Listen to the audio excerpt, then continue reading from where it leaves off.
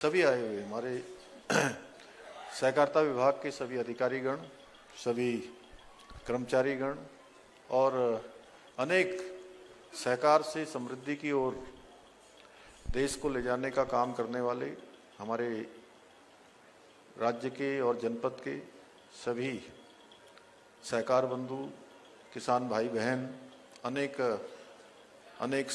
जो हमारे स्वयं सहायता समूह हैं उसकी बहनें, अनेक स्थानों से अनेक उत्पादों का अलग अलग स्टॉल लगाने वाले सभी हमारे उत्पादक भाई बहन, मीडिया के हमारे मित्र, मैं आप सभी का आज के इस अवसर पर बहुत स्वागत करता हूं, आप सबका अभिनंदन करता हूं। और मेरे लिए भी ये आज बहुत हर्ष का विषय है कि मुझे आप सबके बीच में आज सहकारिता मेले के अवसर पर आप सबके बीच में उपस्थित होने का शुभ अवसर प्राप्त हो रहा है। भाइयों बहनों, ये मेला केवल उत्पादों का प्रदर्शन मात्र नहीं है, बल्कि ये हमारे उत्तराखंड की सहकारिता शक्ति, ग्रामीण आत्मनिर्भरता और आत्मसम्मान की जीवंत तस्वीर है, जो हमें आज इस मेले के माध्यम से यहाँ पर प्रस्तुत की जा रही है। और सहकारिता का सिद्धांत है मानव समाज का एक प्राचीन सिद्धांत रहा है, जिसने सदैव समाज में सहयोग, एकता और सामूहिक प्रगति को बढ़ावा दिया है। और जब प्रत्येक व्यक्ति अपने स्वार्थ से ऊपर उठकर समाज के समग्र हित के लिए काम करता है, सबके कल्याण के लिए काम करता है, सबको आगे बढ़ाने की भावना रखता है और हर एक को सहायता मिले ऐसा विचार करके काम करता है, तभी स्थायी समृद्धि आती है और विकास संभव हो पाता है।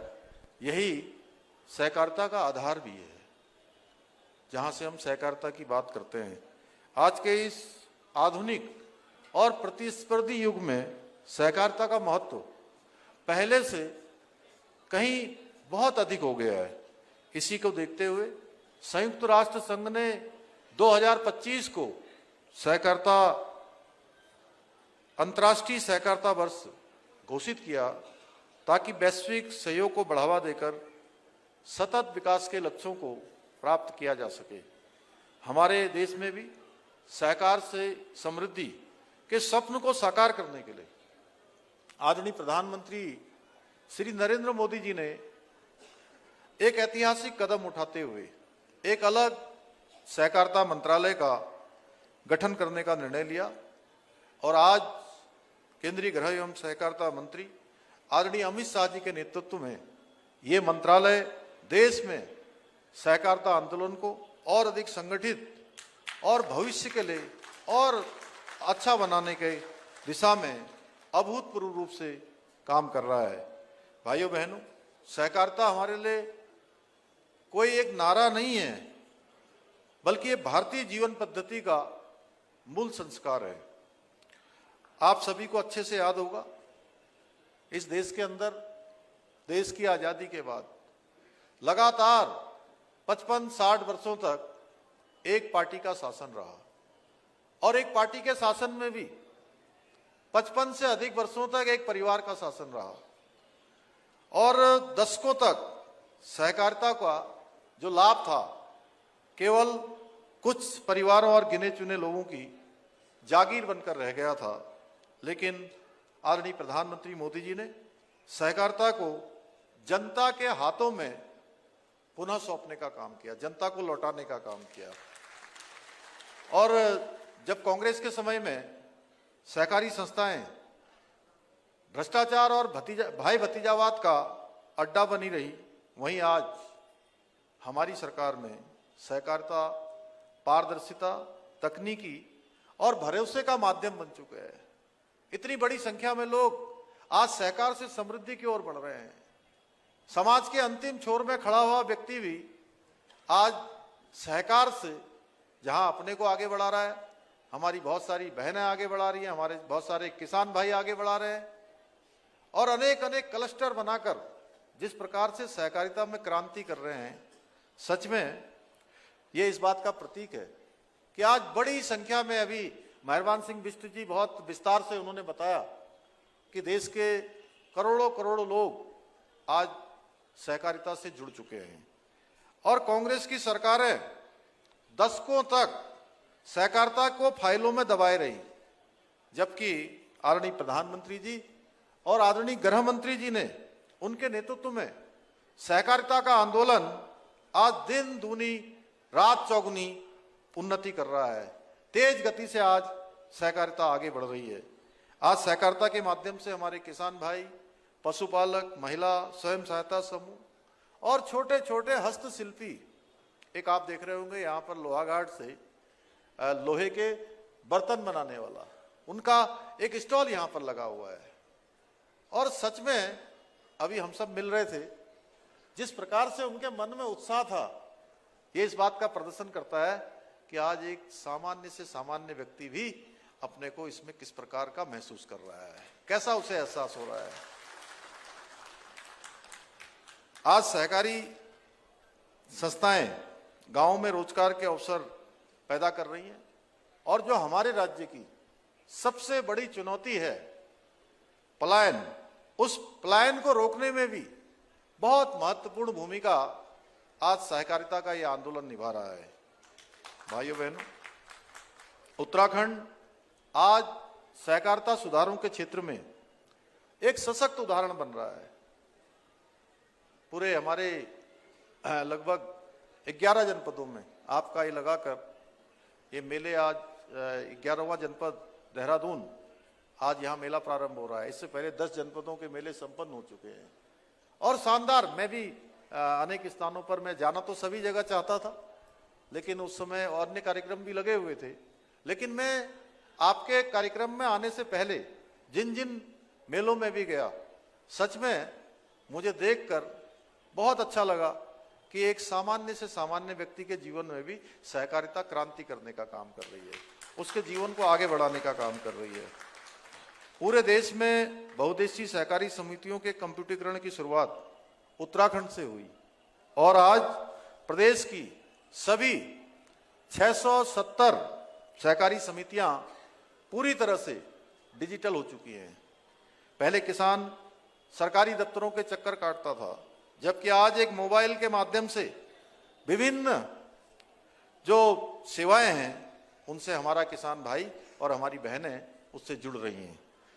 यही फर्क है, जिन्होंने 60 वर्षों तक देश के अंदर शासन किया और जो अंत्योदय का सिद्धांत लेकर आदरणीय प्रधानमंत्री मोदी जी के नेतृत्व में आज भारतीय जनता पार्टी की सरकारें जो कर रही है, जिस प्रकार से व्यवहारिकता को आत्मसात कर रही है, आम जन को आगे बढ़ाने के लिए काम कर रही है। आज सहकारी समितियां केवल ऋण देने वाली संस्थाएं नहीं रही, बल्कि वो आज जन औषधि केंद्रों के माध्यम से सस्ती दवाइयां दे रही हैं, कॉमन सर्विस सेंटर के रूप में बीमा, पेंशन, बिजली बिल, आधार और डिजिटल सेवाएं उपलब्ध करा रही हैं। कांग्रेस के समय में जो सहकारी संस्थाएं बोझ हुआ करती थी, आज वो जनता के लिए सुविधा का केंद्र बन गई हैं। आज उनके लिए कहीं ना कहीं सहायता का काम कर रही हैं। भाइयों बहनों, हमारी सरकार ने पारदर्शिता को प्राथमिकता देते हुए सहकारी समितियों का डेटा राष्ट्रीय सहकारी डेटाबेस पर भी अपलोड कराया है।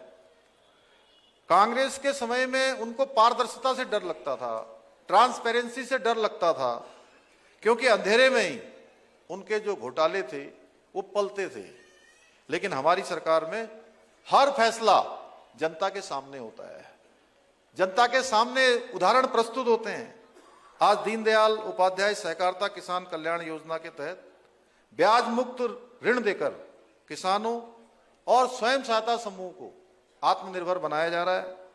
आज उत्तराखंड के सहकारी बैंकों में हजारों, मेरे ख्याल से 16,000 करोड़ रुपया आज जमा है और ये हजारों करोड़ की जमा पूंजी इस बात का प्रमाण है कि जो जनता के बढ़ते हुए भरोसे सहकारिता पर और सरकार पर हो रहा है।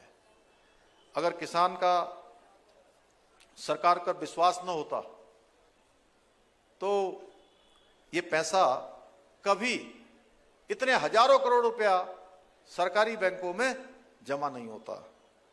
क्योंकि पहले के समय में भरोसा टूटता था, जबकि आज हमारी सरकार में भरोसा बनता है। महिला सहकारिता समितियों और स्वयं सहायता समूह को विशेष प्राथमिकता देकर हमने मातृशक्ति को आर्थिक रूप से सशक्त बनाया है। आज लाखों बहनें लखपति दीदी बनकर ये संदेश दे रही हैं कि जब नीति सही हो तो नारी शक्ति किसी सहारे की मोहताज नहीं है।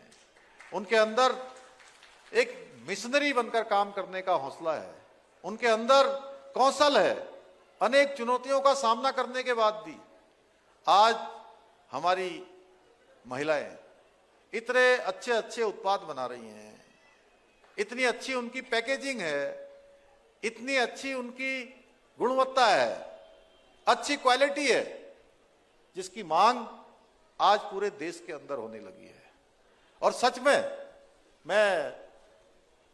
मुझे ये कहते हुए बहुत प्रसन्नता होती है कि जब मैं अपनी बहनों के, अभी मैं कल भी अल्मोड़ा में वहाँ पूरा बहुउद्देशीय शिविर लगा हुआ था, तो जब बहनों के स्वयं सहायता समूह वाले स्टॉल पर जाता हूँ, मैं देखता हूँ कि उनके चेहरे पर जिस प्रकार का एक खुशी है, सच में वो मेरा भी बहुत उत्साहवर्धन होता है, मेरे अंदर भी उनसे ऊर्जा मिलती है।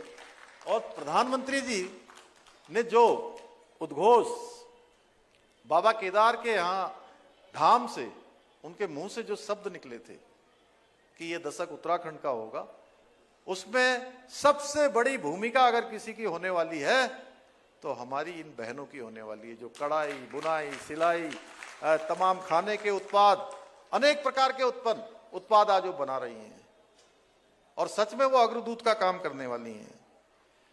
और आज जिस प्रकार से महिलाएं आत्मनिर्भर हो रही हैं और स्वयं का रोजगार कर रही हैं, स्वयं के रोजगार, स्वरोजगार के साथ साथ अनेकों लोगों को रोजगार से जोड़ने का काम कर रही हैं, और इसके कारण से उनका सम्मान समाज में तो तेजी से बढ़ रहा है और समाज के साथ साथ उनके परिवार में भी उनका सम्मान तेजी से बढ़ा है।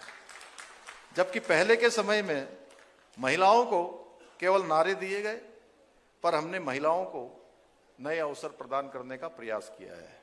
हमने कोशिश की है कि हमारी मातृशक्ति आगे बढ़े।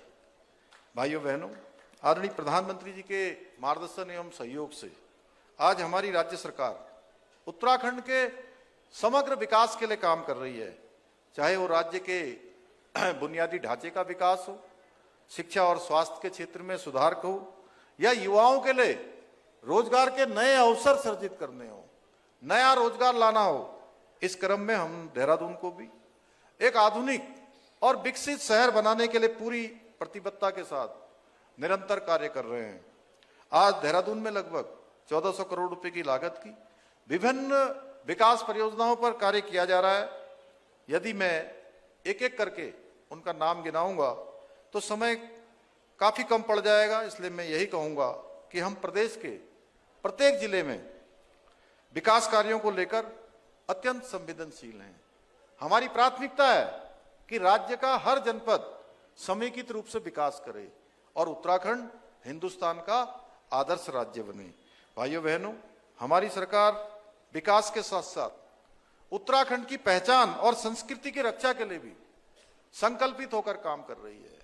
ये देवभूमि के हम सब वासी हैं और कहीं भी जाते हैं हम देश दुनिया में, आप में से कोई जाए, हम में से कोई जाए, मंच में बैठे हुए लोगों में से कहीं जाए, और हम जैसे ही कहेंगे आपसे आपका परिचय पूछेंगे, अनजान व्यक्ति भी पूछेगा, देश के किसी कोने में जाएंगे, दुनिया के किसी कोने में जाएंगे, आप कहेंगे कि हम उत्तराखंड से आए हैं, हम देवभूमि से आए हैं, तो मैं 101% विश्वास के साथ कह सकता हूं कि ये बात आपने किसी अनजान व्यक्ति से जब भी कहा होगा, उसके चेहरे के हाव भाव बदल गए होंगे।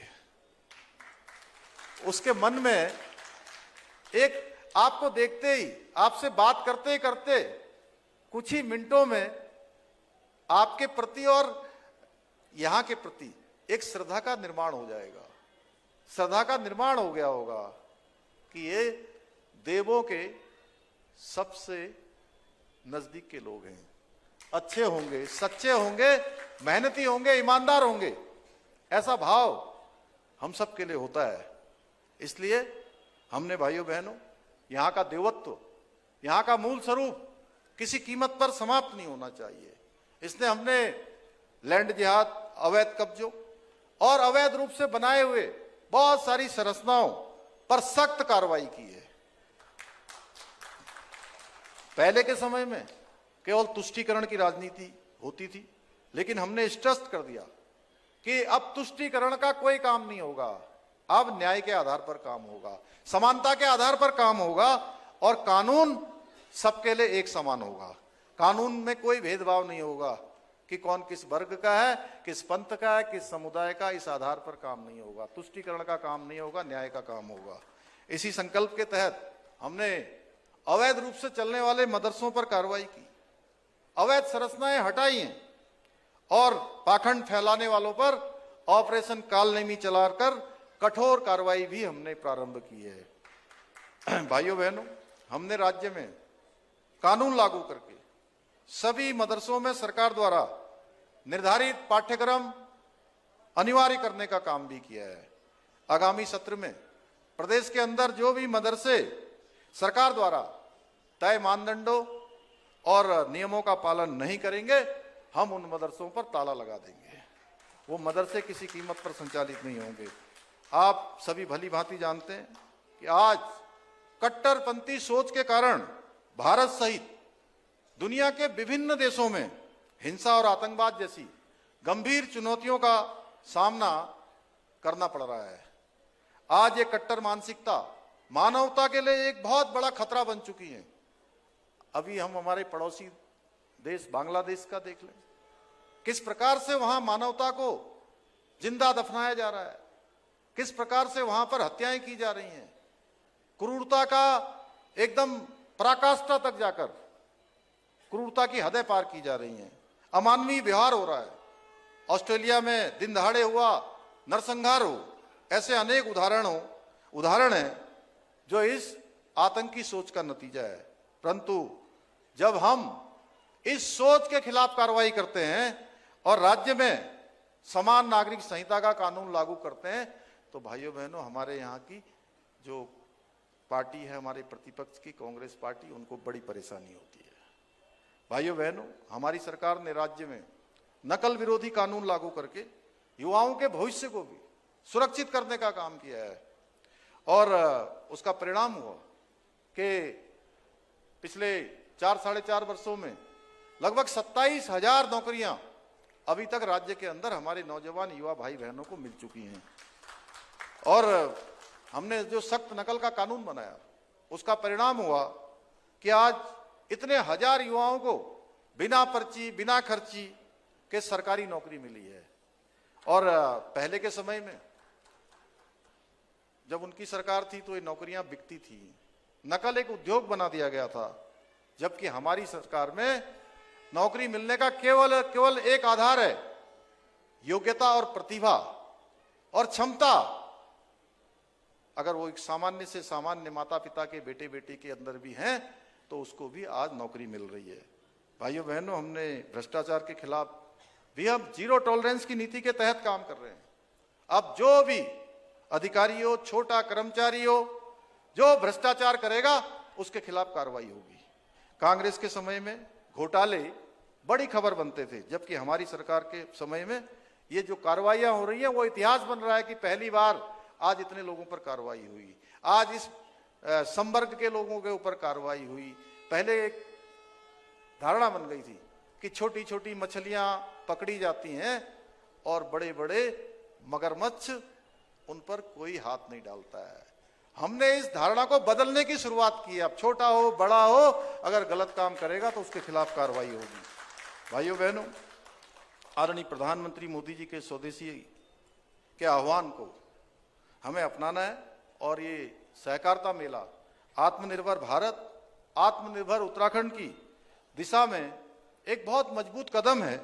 मुझे पूरा विश्वास है कि आप सभी इस मेले को एक जन आंदोलन का रूप बनाकर उत्तराखंड को देश का अग्रणी राज्य बनाने के हमारे विकल्प रहित संकल्प को और अधिक मजबूत करेंगे। इसी विश्वास के साथ मैं एक बार पुनः सहकारिता मेले के सफल आयोजन की आप सभी को बधाई देता हूं। अपनी बात समाप्त करता हूं। धन्यवाद।